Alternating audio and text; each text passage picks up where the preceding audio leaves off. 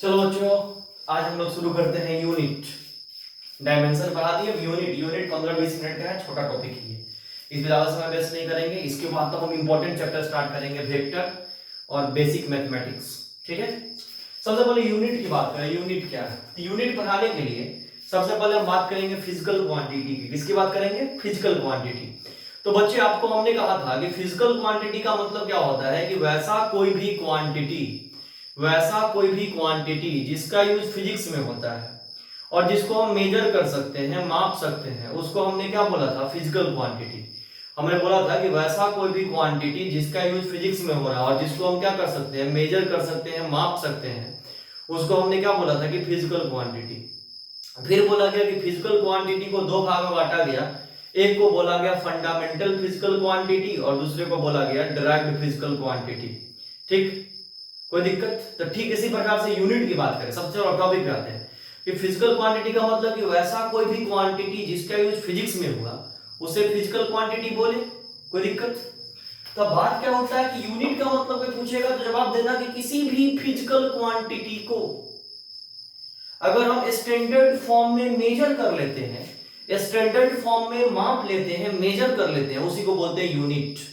जैसे मान लो मास फिजिक्स में यूज हो रहा है, तो मास एक फिजिकल क्वांटिटी। अब वजन तुम मेजर क्या क्या चीज में करते हो? जैसे मान लो केजी, ग्राम, तो ये सब में जो वजन को तुम मेजर कर रहे हो, तो ये एक स्टैंडर्ड फॉर्म है मेजर करने का, तो ये मास का यूनिट हुआ। ये मास का क्या हुआ? यूनिट हुआ। मतलब क्या कहा गया? किसी भी फिजिकल क्वांटिटी को अगर हम स्टैंडर्ड फॉर्म में मेजर कर ले, वही हमारा क्या है? यूनिट है। तो यूनिट का डिफिनीशन लिखो पहले। देखो कि any physical quantity is measured in a standard form. Any physical quantity is measured in a standard form is said to be unit. Any physical quantity is measured in a standard form is said to be unit. मतलब किसी भी physical quantity को अगर हम standard form में major कर लेंगे तो वो क्या कहलाएगा? यूनिट। जैसे मान लो कि फिजिकल क्वांटिटी एक तरह बना देते हैं,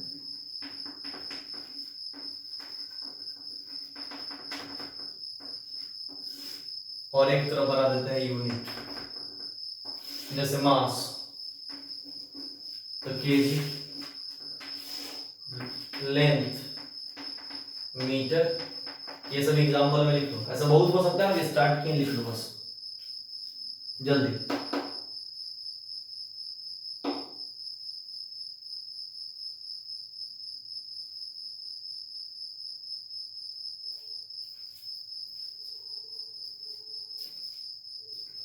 लिख लिए? हट मिटा दे।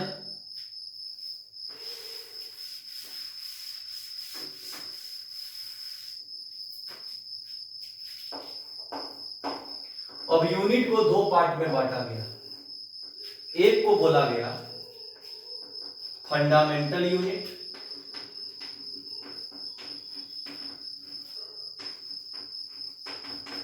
और दूसरे को बोला गया डिराइव्ड यूनिट। यूनिट को कितने पार्ट में बांटा गया? दो पार्ट। एक को क्या बोला गया? फंडामेंटल यूनिट और दूसरे को क्या बोला गया? Derived unit. ठीक, कोई डाउट? तो बात क्या उठता है कि यूनिट को दो पार्ट में बांटा गया, इसको अच्छे से पढ़ाते हैं फिजिकल क्वांटिटी से जोड़ करके। ठीक,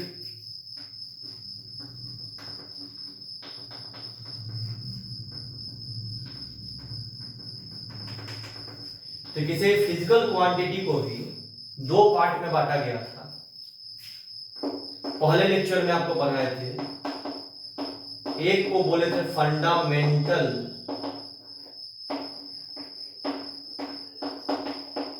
फिजिकल क्वांटिटी और दूसरे को बोले थे डिराइव्ड फिजिकल क्वांटिटी। ठीक, और बताए थे कि पूरे फिजिक्स में फंडामेंटल मेनली 7 होते हैं। कितने होते हैं? 7। जैसे कि mass, length, time, current, electricity, thermodynamic temperature, luminous intensity, amount of substance. बोले देखिए केवल 7 फंडामेंटल फिजिकल क्वांटिटी होते हैं, बाकी सब डायरेक्ट फिजिकल क्वांटिटी होते हैं। और वहां हमने बताया था कि फंडामेंटल फिजिकल क्वांटिटी का मतलब याद रखना कि वैसा कोई भी क्वांटिटी जो इंडिपेंडेंट होता है, जो इसको दूसरे के मदद से नहीं लिखते हैं, इंडिपेंडेंट होता है, उसको बोलते हैं फंडामेंटल फिजिकल क्वांटिटी, जो पूरे फिजिक्स में मेनली कितना होता है 7। कितना होता है 7। फिर हम क्या बताए थे कि डायरेक्ट फिजिकल क्वांटिटी का मतलब कोई पूछेगा तो जवाब देना कि वैसा कोई भी फिजिकल क्वांटिटी जो फंडामेंटल के मदद से बनता है, वैसा कोई भी फिजिकल क्वांटिटी जो फंडामेंटल के मदद से बनता है, उसको हम लोग बोलते हैं ड्राइव्ड फिजिकल क्वांटिटी। क्या बोलते हैं? Derived physical quantity. तो पूरे फिजिक्स में 7 के अलावा जो इतना क्वांटिटी होता है सब होता है ड्राइव्ड। ठीक है, तो हम यूनिट पे आते हैं। अभी मैं यूनिट के बारे में बताया, किसी फिजिकल क्वांटिटी को स्टैंडर्ड फॉर्म में मेजर करेंगे तो यूनिट कहलाएगा। यूनिट भी 2 टाइप का हुआ, एक फंडामेंटल यूनिट और एक ड्राइव्ड यूनिट। तो अब कोई पूछेगा कि फंडामेंटल यूनिट क्या होता है, तो सिंपल जवाब देंगे कि यूनिट ऑफ, बोलेंगे कि unit of fundamental physical quantity, unit of fundamental physical quantity is said to be fundamental unit। बोलेंगे unit of fundamental physical quantity is said to be fundamental unit। और कोई पूछेगा ड्राइव्ड फिजिकल क्वांटिटी क्या होता है, तो बोलेंगे कोई पूछेगा ड्राइव्ड यूनिट क्या होता है, तो बोलेंगे unit of derived physical quantity is said to be derived unit. मतलब कि फंडामेंटल फिजिकल क्वांटिटी का जो यूनिट होगा वो फंडामेंटल यूनिट, और ड्राइव्ड फिजिकल क्वांटिटी का जो यूनिट होगा वो क्या होगा? Derived unit. ठीक, जल्दी से इतना लिख लो पहले से अच्छे से, जैसे हमने लिखा है जल्दी लिख लो। और चलो भाई इतना हम हट गए, स्क्रीन पॉज किए होगे तुम लोग लिख लिए होगे। ठीक, अब आगे बढ़ते हैं।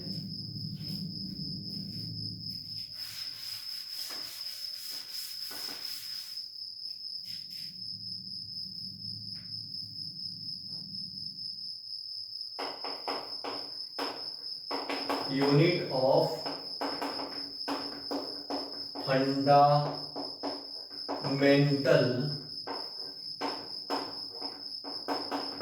Physical quantity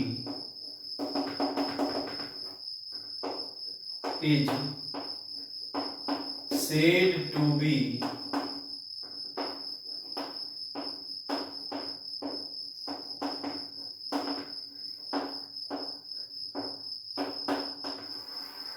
unit of fundamental physical quantity is said to be fundamental unit.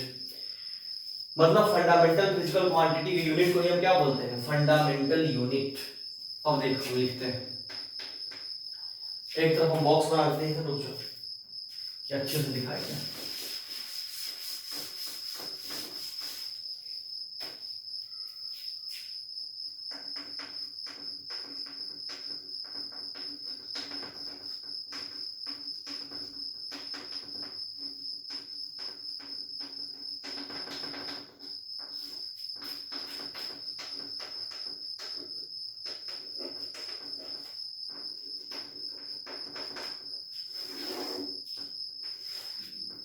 एक तरफ बच्चे हमने बना दिया फंडामेंटल फिजिकल क्वांटिटी और एक तरफ हमने बना दिया फंडामेंटल यूनिट। ठीक, तो देख फंडामेंटल फिजिकल क्वांटिटी मेनली 7 होते हैं। कौन कौन? Mass, length, time,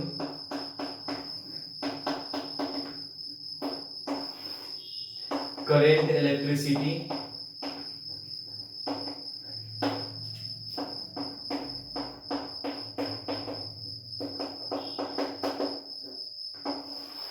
thermodynamic temperature,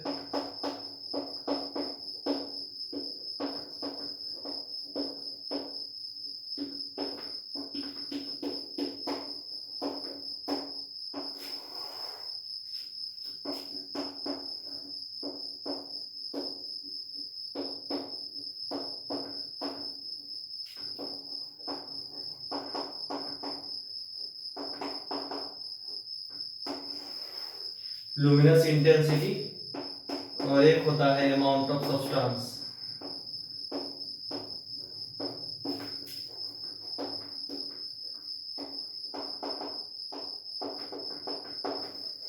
ठीक। मास का क्या होगा? किलोग्राम यानी केजी। लेंथ का मीटर। टाइम का सेकेंड। करंट का एम्पियर। थर्मोडायनेमिक टेम्परेचर का केल्विन। लुमिनस इंटेंसिटी का कैंडेला। और अमाउंट ऑफ सब्सटेंस का मोल। मतलब अच्छे समझ लेंगे कि ये 7 फंडामेंटल फिजिकल क्वांटिटी है और ये 7 उसका फंडामेंटल यूनिट है। कैमरा में दिख रहा है कि हमें पढ़ देखिए।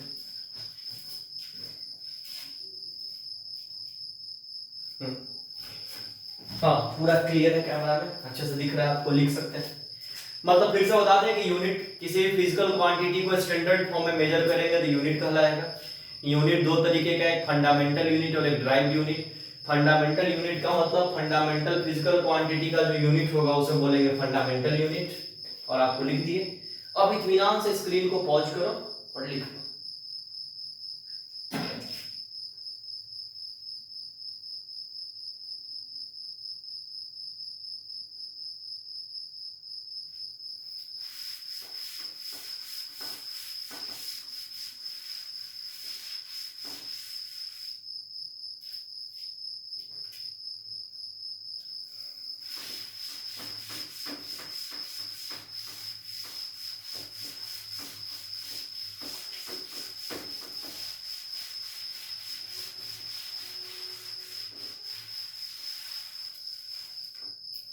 ठीक। अब बात उठता है ड्राइव्ड यूनिट।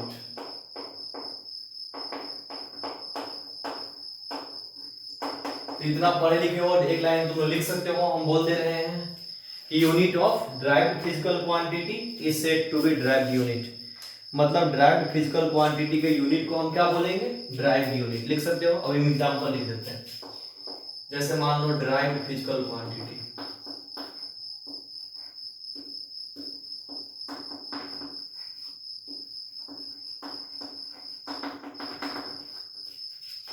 जैसे मान लो वेलोसिटी।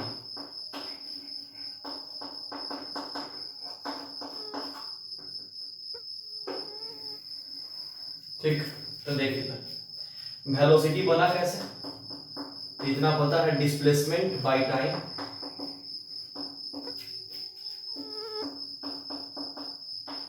डायरेक्ट DISP लिख रहे हैं, समझ लेना, डिस्प्लेसमेंट बाय टाइम। ठीक, तो डिस्प्लेसमेंट का मीटर और टाइम का सेकेंड। ये मीटर पर सेकेंड क्या हुआ? ड्राइव्ड यूनिट हुआ।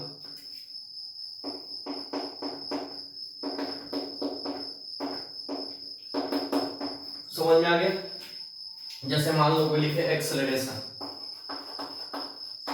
तो एक्सेलरेशन इक्वल टू क्या होता है? Velocity by time. तो वेलोसिटी के जगह पर क्या लिख लोगे? मीटर बटा सेकेंड, और टाइम के जगह पर भी सेकेंड। तो मीटर पर सेकेंड स्क्वायर क्या हो जाएगा? Derived unit. यानी इसको अच्छे से लिख दो, मीटर पर सेकेंड स्क्वायर। ये क्या हो गया? Derived unit. मतलब इसी तरह से ड्राइव्ड फिजिकल क्वांटिटी के यूनिट को क्या बोलेंगे? Derived unit. ठीक है बच्चा, कोई डाउट? लिख ले। चल स्क्रीन पॉज करो, लिख लो।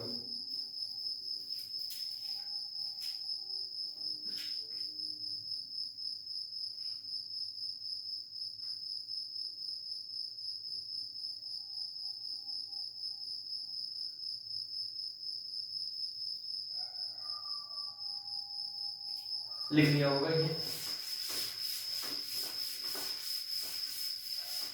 लास्ट होता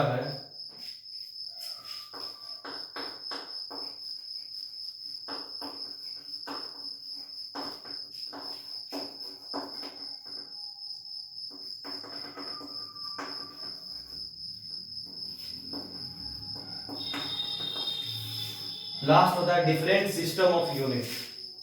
जैसे मान लो पहला लिखे हम FPS सिस्टम।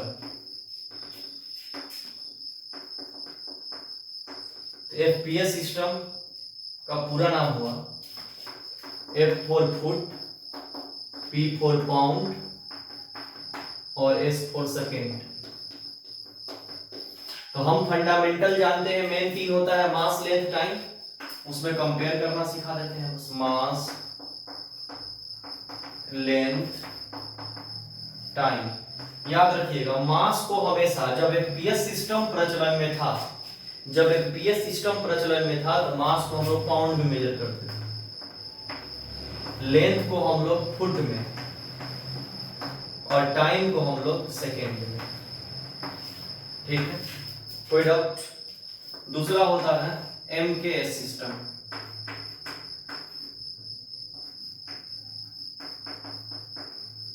तो MKS system, M for metre, K for kilogram और एस फॉर सेकेंड। ठीक, तो गौर से देखिए, मास को इसमें बोला जाता है किलोग्राम यानी केजी, लेंथ को बोला जाता है मीटर और टाइम को बोला जाता है सेकेंड। कोई डाउट? ये सिंपल सिस्टम था भाई, जब एफपीएस होता था तो वजन पाउंड में मेजर होता था, लेंथ फुट में मेजर होता था, टाइम सेकेंड में, और एमकेएस में मास केजी में, लेंथ मीटर में, टाइम सेकेंड में। और दो है, बता देते हैं बस, यूनिट में है क्या, यूनिट तो खुद से पढ़ लेते हैं यार। अब जब इसके बाद यूनिट खत्म करेंगे, वेक्टर स्टार्ट करेंगे, उसमें मजा आ जाएगा पढ़ के, वो बेहतरीन चैप्टर है।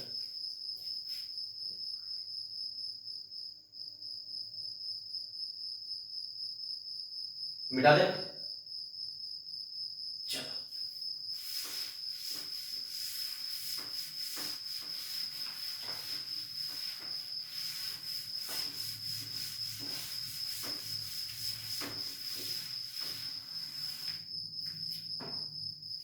चलो अब आता है तीसरा, सीजीएस।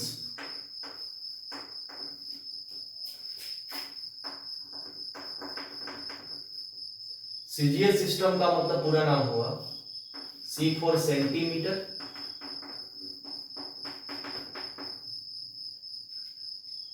जी फॉर ग्राम और एस फॉर सेकेंड, यानी सेंटीमीटर, ग्राम, सेकेंड। तो मास को बोलते हैं ग्राम में, लेंथ को बोलते हैं सेंटीमीटर में और टाइम को बोलते हैं सेकेंड में। ये तो सिंपल हम लिखते जा रहे हैं, तुम दिखते जाओ कि ये सिस्टम रहेगा तो मास को ग्राम में मेजर करना है, लेंथ को सेंटीमीटर में, टाइम को सेकेंड में। और एक लास्ट बड़ा इंपॉर्टेंट है एसआई।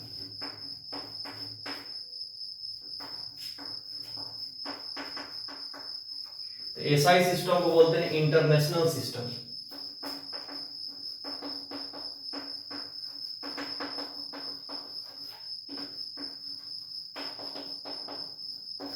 तो इंटरनेशनल सिस्टम में याद रखिएगा, मास होता है केजी में, लेंथ होता है